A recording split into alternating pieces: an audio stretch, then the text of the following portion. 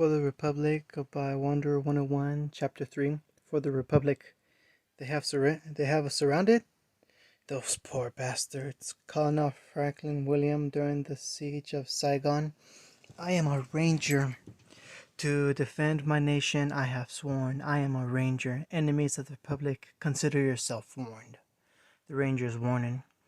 The thundering of artillery fire sounded throughout the streets of Saigon. The city above was an unrecognized war zone. The attacking aliens, learning their lesson from the outskirts, would call in artillery bombardment and airstrikes anywhere they got an inkling of enemy presence. The bunker or vault the citizens and soldiers of Vietnam were currently hiding in was luckily built to the best construction standards the Republic has. After the Second World War, the Wanderer feared Germany, Russia, or Rome would build nuclear weapons and use them on the Republic. Project Safe House was started to address those fears. In the United Republic and allied city-states, large state-of-the-art bunkers called vaults would be built and stocked in the event of nuclear war. They were created to hold a large population for an indefined time span, so theoretically the population could remain inside forever if they didn't run into any problems like water purification/reactor failure. One guy actually wanted to turn the vaults into a social experiment of some kind, but he was promptly demoted and told to get a conscience. The vault was the safest place on Vietnam, and Harris's squad was about to leave it. The enemy was swarming around the city, and the squad was tasked with keeping them busy. The relief fleet was only hours away, and the aliens needed to be distracted until then. If they weren't, then there was a chance they could find one of the vault's entrances. Nearby was a small office building with a great view of an adjacent square. The enemy was sighted in this section of the city yet, but this was best to be on the safe side. The squad moved slowly and made sure each floor of the three-story office building was clear. When they got to the top floor, they were surprised to see someone was already there. At the window, wielding a red 50 caliber sniper rifle, was a ranger. The ranger was already overlooking the square and didn't react to their presence. After a while, the ranger said, "You guys should try being quieter. With all the noise you were making, an enemy would have already set up several traps and ambushes before you got to the second floor." "Just what are you trying to say?" said Ellis. "I meant no offense," said the ranger, still looking through the scope of his rifle. "I meant it as a bit of constructive criticism, not insult. Besides, it's best you learn that lesson now and not in a combat zone." Ellis looked like he was going to say something else, but Harris put a hand on his shoulder. Harris then turned to the ranger and said, "It's good we at least got help in keeping this square secure. With all of us, we definitely take out any enemy squads that come this way." It was then that the ranger finally turned to face them. His face was completely obscured by the iconic helmets rangers are known for. It is said those helmets contained night vision, thermal vision, and every other type of vision there was. "That might be a problem," said the ranger, standing up. "What do you mean?" asked Harris. "A couple of other rangers further up the road radioed me that a large column of enemy troops are fighting their way to this location. Last count puts them at company level strength along with a couple of armored vehicles." "Damn, and we can't handle that kind of force. We're gonna have to pull out." "We can't do that, Sergeant. This square is more important than you think." The ranger then pointed out the window to another corner of the square. There was a ramp leading underground, and above was a sign in Hanoian and English. In English, it read "Diamond Plaza Vault Entrance." "What the hell?" said Harris. "That was supposed to be sealed." It was my mission to destroy that entrance, but the charges were duds. I decided to protect the entrance until reinforcements arrive. How long do we have to hold out, and how many are coming?" We have to hold out an hour or two at most, so command can rally the necessary forces.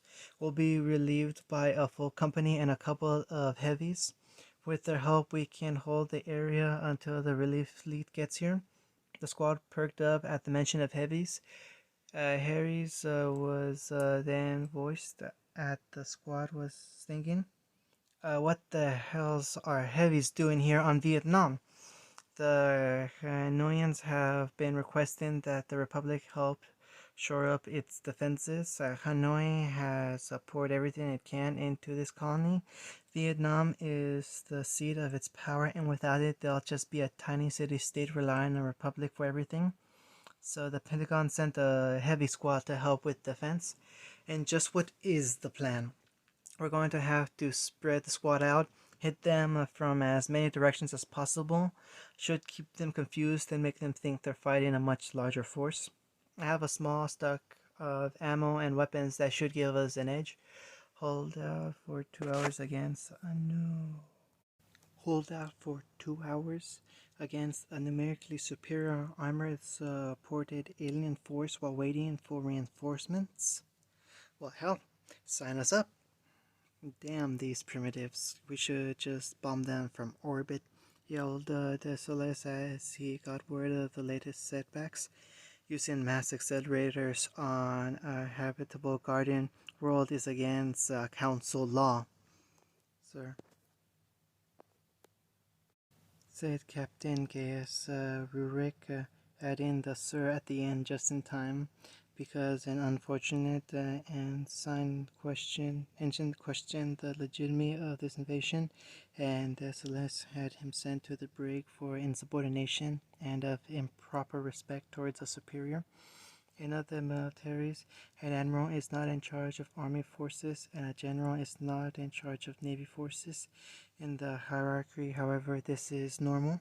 The change came about during the Krogan rebellions, in which Turian forces of different branches would find themselves stranded, so they would unite under one singular commander of the highest rank, regardless of branch.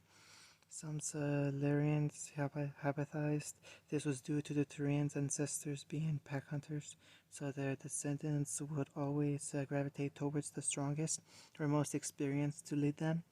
So that meant Desolus outranked Rurik, which is lucky for him, since if he had his way, Desolus would have been thrown in the brig a long time ago. He had to flee fire upon a species whose only crime was curiosity. True, they might have opened a mass relay, but they weren't a member of the Citadel, meaning they weren't bound by the law. Not only that, but they didn't even know it existed. They were supposed to be supporting another fleet attacking a pirate base. The other fleet would be able to take the base without their support, but not without some casualties. When this is over, Desolus would most likely be facing a very long prison term for deserting his post and purposely botching a first contact scenario. Not to mention, his family will have a black mark that will last centuries. He could only hope this species wouldn't hold too much of a grudge after this, if peace was even possible by this point. Desolus attacked the city in a typical fashion. Infantry supported by armor units and gunships. Artillery would shell sections of the city in which enemy forces were spotted, and then ground forces would be sent in to mop up. Unfortunately, this plan had many flaws. The constant shelling was reducing the city to rubble, and Rurik knew this was going to haunt the hierarchy later. The enemy also wisely, Rurik thought, never attacked Turian troops in groups larger than 10. They would open fire on a column, kill a few soldiers, and retreat before they can take any losses of their own. They would then keep this up, attacking the convoy at irregular intervals and rigging traps along their route. This left the Turians on the ground to become increasingly paranoid about when and where they'd be attacked. One platoon actually opened fire on an empty building after they got startled by a falling piece of rubble. Rurik knew a lot of troops would have PTSD when this was over. This conflict had to end before it got worse. Rurik was trying to come up with some way to relieve Desilis of command. The problem was he hadn't actually done anything illegal yet. Anyone with common sense would know these aliens aren't bound by council law. Unfortunately, the law wasn't written with non-citadel species in mind. Some arrogant Asuri probably thought any species advanced enough to use mass relays would follow council law regardless of membership. And that idiot Asari's defense, most non-citadel species like the Quarians or Terminus system still followed the law, though this was mostly out of fear of the unknown and unwillingness to bring the council down on them. The abandoning his post and getting scores of Guturians killed in a personal matter weren't enough to convict him until the hierarchy, specifically someone of superior rank, actually called him out on it. In his free time, Rurik pored over hierarchy regulations, trying to find something to relieve the desolace of command before this descended into a war that would shake the very core of the galaxy. An alarm rang out, signaling an incoming transmission from the ground. Some of the troops found an entrance to what is most likely an underground complex defended by enemy forces. They were being fired upon from multiple sides, so they guessed around a platoon worth of enemy soldiers. As soon as he got the message, a malicious grin crossed Desila's face. So that's where they've been hiding, he said before turning to an ensign. Send the word to all ground troops. Reroute troops to that position. Once we take the entrance, anyone in that bunker that does not surrender will be put down. But, sir, the bunker is most likely filled with nothing but civilians, said Rurik, dreading Desola's response. This species is obviously as vicious as the Krogan. The civilians are just as big as a threat. Any and all of these aliens will be treated as combatants, whether armed or unarmed. Make sure this is sent to the troops. Shit, medic! Yelled Ellis as he clutched the bleeding wound on his side. McCoy rushed over and injected him with a painkiller. Hold still, I'm trying to heal you, said McCoy as he got out a small bundle of bandages. Bandages, yelled Elias. What is it, the 19th century? Don't you have any stems or Medigel? I only have a few left since you guys insist on getting shot. It's not being used until one of you is close to death. No, now hold still. It's not our fault every time we poke our heads out a platoon worth of bullets come flying through the windows. Ain't that right, Shepard? Less talking, more shooting, yelled back Shepard as he fired an assault rifle burst at a nearby window. Harris and the ranger were in a building on the opposite side of the square. Shepard was put in charge of Elias and McCoy with orders to shoot anyone heading towards the vault entrance. The aliens probably thought the entrance was to a subway, but it was long before the jig was up. Large amounts of alien soldiers and armored vehicles poured into the area, letting the squad know this was probably the final move of the siege of Saigon. It was only by luck the ranger managed to raid the vault armory before coming up here. The laws and birds let them dispatch any vehicles. The extra ammunition was a most welcome blessing since a half hour into the fight it was starting to run low. Thankfully, vault security had reinforced their side of the vault entrance. Shepard, came Harris' voice through the comlink. We got bad news. The heavies are pinned by a gunship a block from here, due south, and are requesting assistance. Take a law and help them out. We'll cover you. Roger, said Shepard. Shepard grabbed a law and stepped down the stairs. Ellis called out from behind him. Wait for the signal and head on out. You'll know when you see it. Shepard put a fresh clip into his assault rifle and waited for the signal.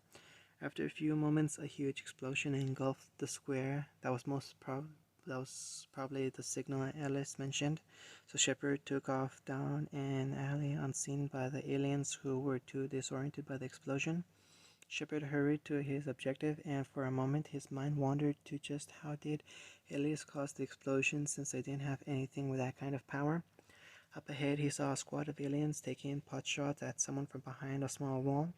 One of the aliens was hit by a literal swarm of bullets that would have left almost a walk-in pile of whole cheese, but when Shepard saw a flare of blue, he swore to himself.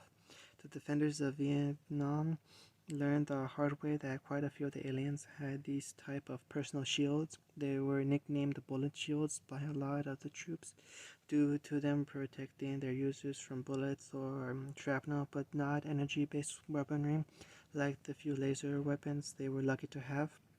The shield seems to shut down if hit with enough bullets, so there was that. Shepard's measly M4 had served him well the whole battle, but it won't hold him against these guys, especially since they have shields. The lone grenade might get a couple of them, but after that he was on his own. The bullet swarm hitting the aliens seemed to get larger and larger until after a few short moments there was nothing but a pile of blue hole-filled corpses. Well, apparently they didn't need help.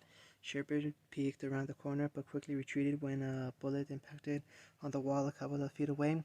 "Identify yourself," came a gruff voice. "Corporal Thomas Shepard, URGF, serial number 11202007. Come on in before someone spots you." Shepard rounded the corner, and in the alley before him were two heavy troopers in full power armor.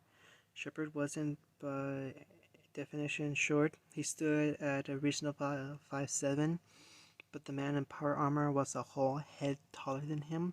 If he was not mistaken, the model they were wearing was a T-45D, which is one of the smaller, simpler models. The heavies were both packing miniguns that they wouldn't normally be able to carry if it wasn't for the strength boost the power armor gave them. One of the heavies was sitting on the ground as if he was injured.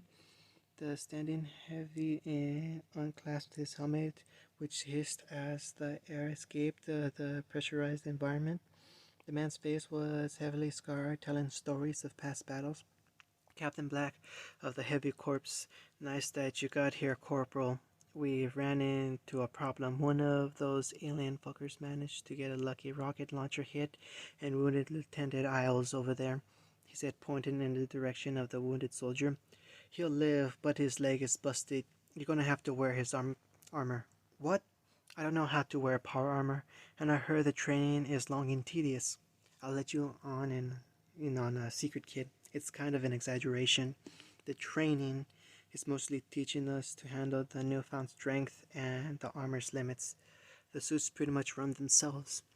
Even with that assurance, Shepard still wasn't sure. He watched as the wounded soldier stood up and spread his arms. The back of the suit slid open, and the soldier stepped out before collapsing on the ground in pain. "You're right, son," said Captain Black in concern. "I'm okay, sir. I'll lay low while you guys take care of business," said Eyes as he limped into a nearby house.